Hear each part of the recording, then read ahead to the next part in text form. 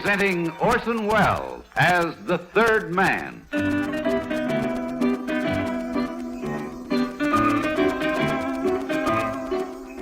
The Lives of Harry Lime, the fabulous stories of the immortal character originally created in the motion picture The Third Man, with zither music by Anton Kara. That was the shot that killed Harry Lime. He died in a sewer beneath Vienna. As those of you know who saw the movie The Third Man. Yes, that was the end of Harry Lime. But it was not the beginning. Harry Lime had many lives. And I can recount all of them. How do I know? Very simple. Because my name is Harry Lime.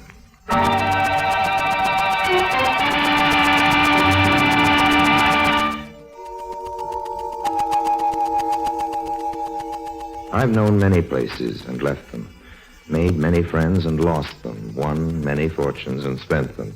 My fate seems to be linked to a cosmic yo-yo. This is a story of a low point on one of the yo-yo trips down.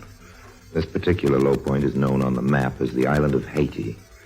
I arrived there as a sort of political refugee, a small revolution I'd been promoting in a nearby banana republic. It fizzled out on me, and the general I'd been backing backed out. I found myself holding the bag. The bag, luckily, just happened to contain a few rolls of the U.S. Treasury's best lettuce.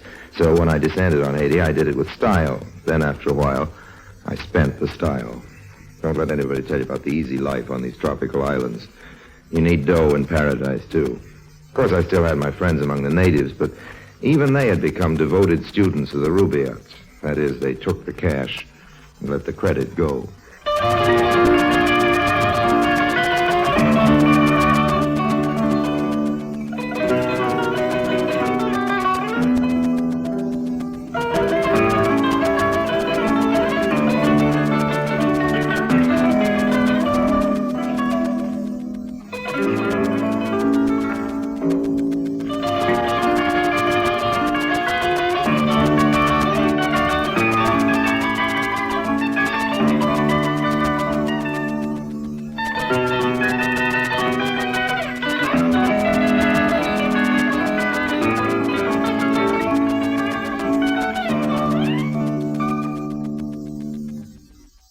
And now, Orson Welles as Harry Lime, the third man in Voodoo. I am sorry, Monsieur Harry, no more. Oh, come on now, George. You've got a clean white cuff there, even for a bartender. Monsieur Harry, please understand. My boss, he supply my cup. I cannot mark it up any further. George, are you trying to tell me that money makes that much difference to you? Do you prefer that sort of customer to me, that ambassador of ill will over there? The Babbitt who comes to Haiti to find somebody new in Toledo? Or do you prefer... Monsieur Harry, I prefer you. Oh, merci, old man. Every native on this island prefers Monsieur Harry. Well, then it's settled, huh? But the boss, he prefers his customer with the money. Oh, I should have known. Somehow, George, it never occurred to me that you'd sell out like the rest, go commercial. But, well, you've been trapped too, George. Cornered, impaled on the almighty dollar sign. No, mon ami. Well, George, it's getting late. Time for me to move on, I guess. That's your greatest fault, Harry Lime. Always moving on. What? And it's always getting so late. Dorna. Hello, Harry, darling. Dorna, you beautiful, wonderful witch. Oh. What are you doing? Let's not be trite, Harry.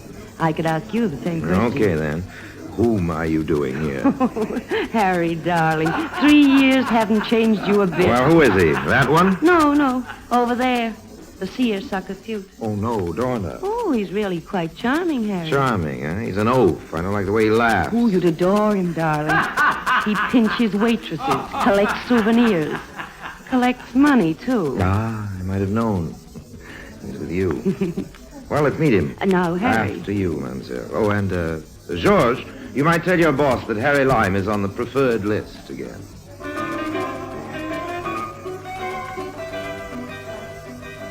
I spent several pleasant moments following Dorna to the booth. As she snaked her way adroitly between the tables, it was difficult for me to focus my attention on her. Mark. The Mark in this case was fat and perspiring. Of course, he was bald. His contributions to the aromas of the cafe were generous. His cigar, his perspiration, and his money. Sam? Huh?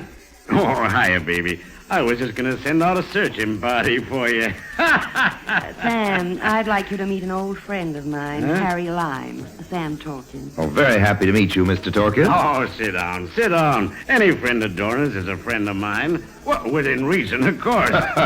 Very good. You from the States too, Larry? Harry, Sam. Harry Lime. Huh? Oh, yeah, Harry. Yeah, what part of the States you from? I'm from Toledo. Toledo. Yeah. One of my plants is in Toledo.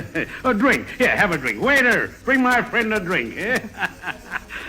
Toledo, eh? Great little town, Yes, Toledo. Of course, to me, any town's a great town as long as business is good. That's right. Hey, you know, this is my first vacation in 18 years. 18 years. Can you imagine that? He gabbled. For eternities, he gabbled. Dorna was obviously amused by my boredom, but my patience is always at a price. Torkin kept gabbling till I almost considered reducing that price, and then he gave me my cue. Sure is hot in these parts. Well, baby, come on, let's go out of this dump and find some souvenirs. Oh, Sam, not again. Now, what sort of souvenirs are you looking for, Mr. Torkin? Oh, I don't know. The souvenirs are... Well, they're souvenirs, ain't they? Now, come on, beautiful, let's... Souvenirs can be more than souvenirs, Mr. Torkin. No, Lime, what kind of talk is that? No, look, Mr. Torkin, you're a man of taste and means. Hey, a sales pitch. Hey, what are you selling, Lime? Yes, Harry, what are you selling? Selling, I'm selling nothing but plain ordinary common sense.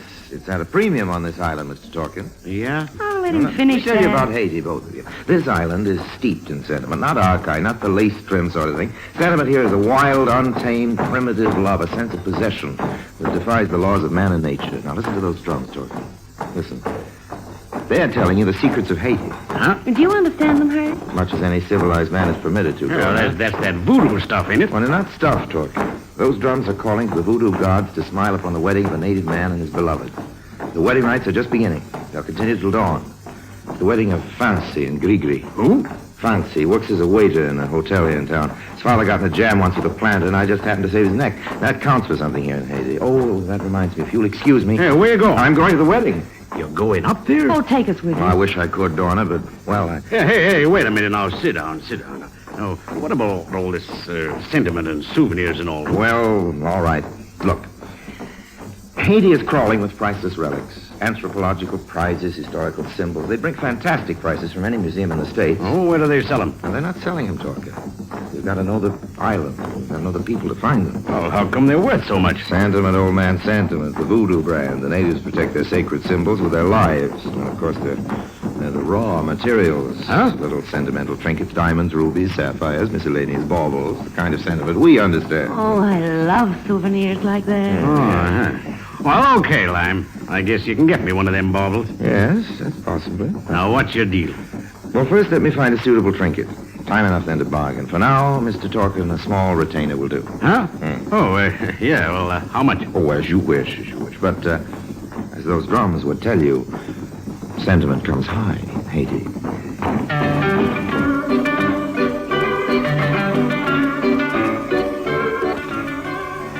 I had a feeling that Dorna would keep Sam Torkin well occupied for the present. The future, of course, I'd handle in my own way. And in the meantime, there's nothing to worry about except keeping a date with two old friends.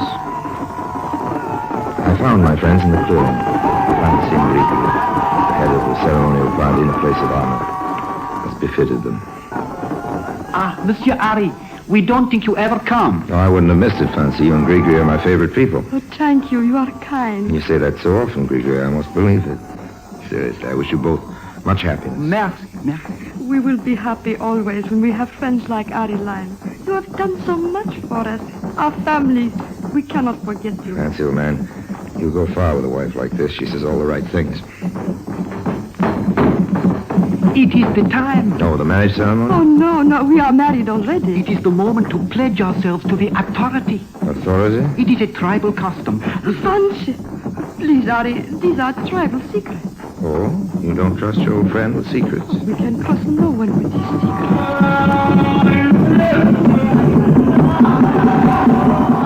Fancy, what's happening? What's that? It is the authority, the scepter, the sacred scepter of Henri Christophe. The scepter of Henri Christophe. Well, Here was the souvenir for talking.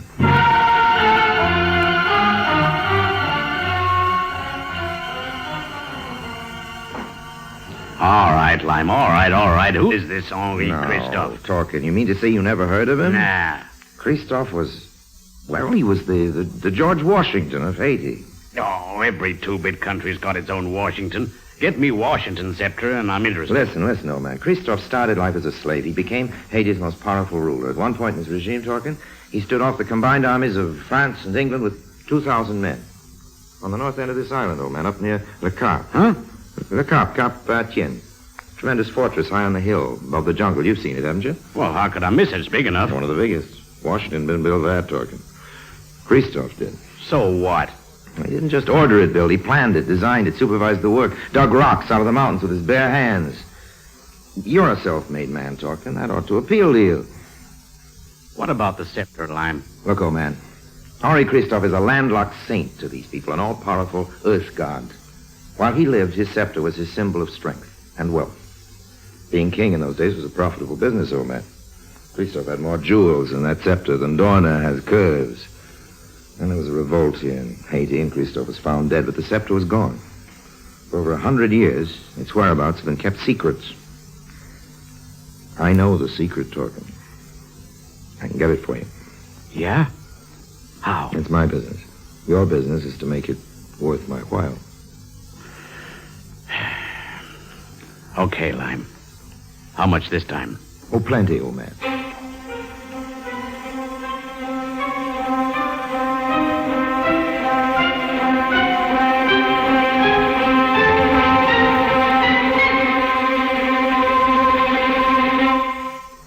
Fancy, where are you? Oh, Gregory. Enter, Ari. Oh, you are welcome in the house of Fancy and Gregory. Ari, my friend Ari. It is Fancy, good. I've been looking for you. I've got to talk to you. Oh, we are always eager to listen. Fancy, it's that scepter of Henri. Oh, What's the matter? oh, Ari, please, you must not ask. These are secrets of our people. But I've always considered myself one of your people, Gregory. My friend Ari, I have told you too much already. Please do not think any more of the scepter. It is forbidden to speak of it. Forbidden among friends? Ari, with the scepter, it is different. It is the authority. Is it? It is the scepter of Henri Christophe. It is passed on from high priest to high priest. It is never out of their hands. It is the authority.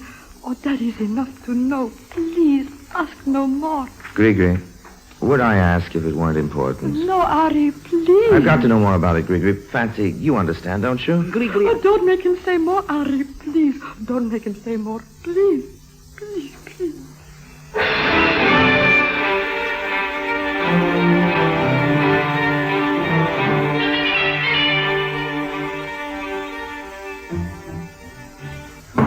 Yeah, come in. Fancy, come in, old man, come in. Ari, you do not mind that I come here? Oh, of course not, anytime. What's the trouble? I do not know. It is not my trouble. Eh? When you are at my house today, I see you have great trouble. I try to tell Gregory, but she do not understand. Trouble me? No, wait a minute. I am tell her you must have great trouble, or you would not ask for tribal secrets. Well... It is all right, Ari. You are my friend. When you are in trouble, I help you. Oh, well... Oh, good. That's the spirit, old man. You have done much for me and Gregory. This is for you. Oh? It is the scepter of Henri Christophe. It's... Fancy. It is yours. I could do no less. Fancy it. Now, It's... you will have no more trouble, Ari. Well, now, wait a minute. Well, what about you? How did you get this thing, anyway? It is no matter. You stole it from the high priest. What if they find out you took it?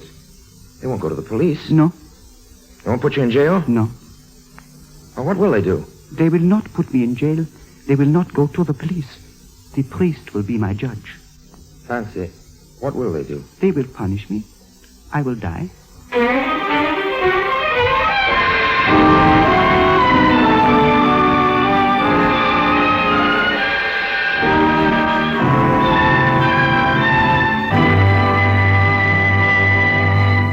Orson Welles returns in just a moment as the third man.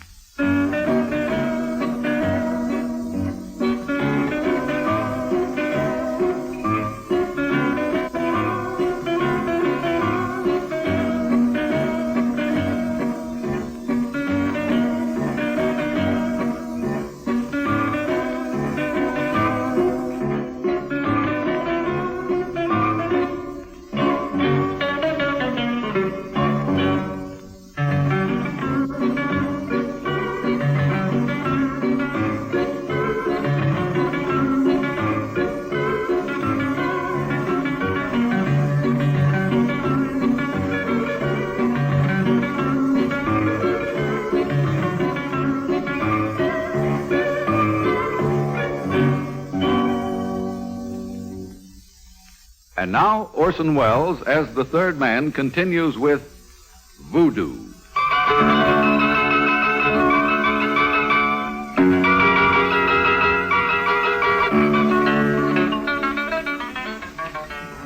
Had I known a man like Fancy earlier in my life, my ideas about all men might just possibly be a little different today. Here was the truest kind of friend. True in the real sense of the word true. He was staking his life, literally. Staking his life on his faith in Harry Lime. If I rejected his offer of the sacred scepter, I'd have shattered his faith in me. And Fancy lived by his faith in his friends. And I did need the scepter. As for friends, well, there are many kinds of friendship. Harry. Tell the truth. Oh, sure. Donna, my love, you're ravishing. Oh, no. Not that. About the scepter. No. You got a cigarette? Here. Thanks. Is it really the scepter of Henri Christophe? Think Sam will buy it? Why not? Why is it so valuable? Historical significance, cluster of rubies, big fat sapphire in the middle. Harry. What's it really worth? 20,000, maybe 25. Move the ashtray over. Bet Talkin would give me 35,000 for it. Think so? I'm prettier than you. Right. But I have Christophe's scepter. Oh, but darling, if you let me peddle it to Talkin... Donna, my sweet, I lost you 3 years ago in Madagascar. The scepter might be a temptation if you leave me again. Oh, no. Never No, mind that Harry. stuff. Never mind. Now, cut it up now. Wouldn't 35,000 be nicer than 25? Then why don't you let me Donna, have the it? fact is, I don't have a scepter. What? Talking, bought it this morning. $50,000. Harry, you! You!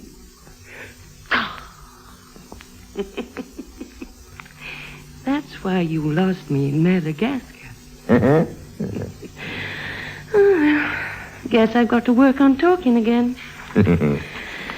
Good old Sam. Yeah, good old Sam.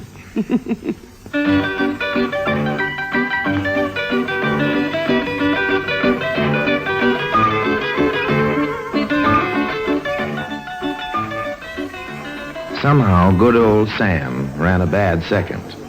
Donna was no fool. She wasn't greedy. I was available, and I had money. Not as much as talking, of course, but enough to keep her satisfied temporarily. We decided on a small celebration, the sort that requires noisy public demonstrations with champagne bottles. We went to a little cafe, and I rather enjoyed the impression I was making, particularly on Georges. Would you like me to put this on your bill, Monsieur Harry? Oh, certainly not, George. Certainly not. I wouldn't want to cause any undue strain or suffering for your employer. But, Monsieur... Never mind, George, old man. Here, this should cover the situation, I think. Oh, here's a little something for you. Thank you, Monsieur Harry. You are... Oh, what's the matter? You will excuse me, Mr. Harry. I must go. Huh? I'm sorry, I must close the bar. Close the bar at this time of night? Just a minute. The drums, Monsieur Harry. You understand, the drums. The drums? Why, George. The death drums. I do not have to tell you, Monsieur Harry. Why? What for? I don't know. You will excuse me. Harry, what is it? I don't know. Those are the death drums. They mean someone's dead or dying. Or going to die. Going to die? Who? I don't know. Don't know. I have a hunch. I hope I'm wrong. Harry! Wait! Where are you going? Harry! Harry!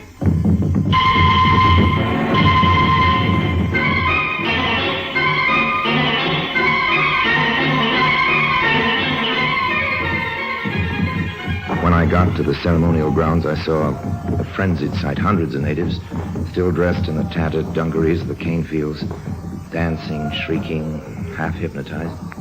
And the drums. They were the drums of death, all right. No mistaking it. As I crashed through the brush surrounding the clearing, I saw that they'd already taken a life. There was a body, a dead body, strapped to a post in the center of the circle. Sam talking. The voodoo priest danced up and back in front of it, waving curses over it and screaming through the slits in a hideous mask. And in his hand, he held the scepter of Henri Christophe. The scepter that had cost Torkin more than he'd bargained for. I'd had enough. I turned to leave. And then at the far end of the clearing, I saw something else. 2 more bodies tied together, back to back, hanging by their wrists from a long crossbow strung between 2 trees. The 2 of them together, Fancy and Grigri, ready to be sacrificed. No! No, wait! Stop! Stop it, I tell you! Listen, all of you, listen! Listen to me! You're making a mistake. You're torturing 2 innocent people. You can't do it. They have wronged us. It was forbidden. They must be punished. No! They will die. Well, they can't die. You're punishing them for something they didn't do. You think they sold the scepter to this man, but they didn't. I did. I made Fancy tell me about it. I'm the one you want. Listen to me. You've got to believe me. Harry Lime would not cause their death. Harry Lime is their friend. But I tell you, it was my deal. And I'm the guy you want. So untie these ropes. Come on, move, or there'll be a new voodoo priest holding forth at your funeral. It's no use, Harry Lime. If you kill me, others will take the revenge. It's no use to kill these 2 either. Okay, Grigri, you're loose. Help untie Fancy. Get over it. You have brought shame to us. Okay, I'll do it myself. Hold still, Fancy. There, you're loose. All right, come on. Come on, I'll get you 2 out of this. Then we're even. Harry, it is too late. You must go. Now, come on, I'll help you. Now run for it. Stay back, you lunatics, or I'll start knocking off voodoos. I warned you now, stay back. That's better. Come on, Fancy. Grigri, get going.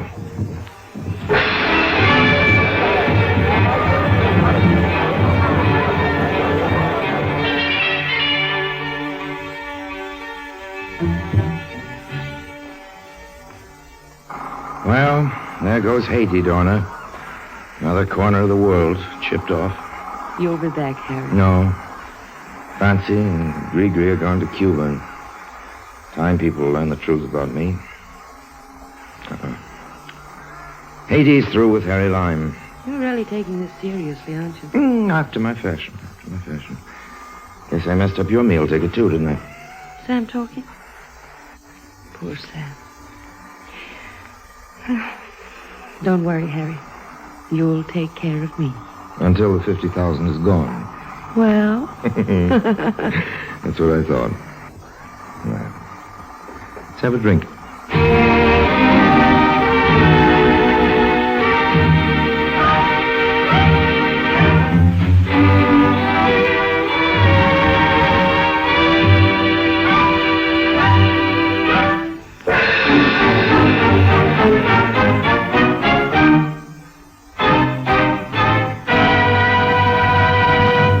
Harry Lime returns in just a moment.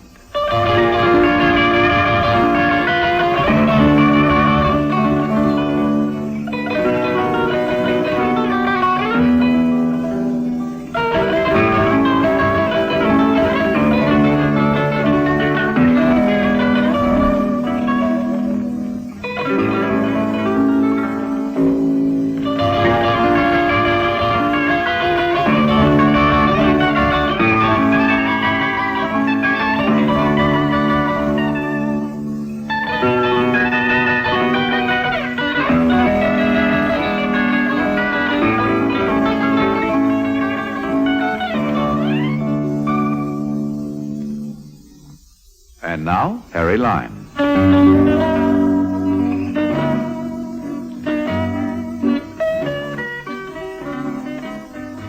I know what you're saying. You're saying that wasn't Harry Lime at all. You're saying the noble hero that pulled off that fancy rescue party wasn't the third man. He was a couple of other guys. Just goes to show how I'm misjudged. Well, ask Fancy and Grigri, now happily keeping house in a suburb of Havana. They'll tell you it really was Harry Lime that got them out of that whole voodoo mess. Of course, they'll also remind you that I got them into it. And they might possibly mention that as the 3 of us dashed off into the jungle, I paused just long enough to borrow that scepter back from the high priest.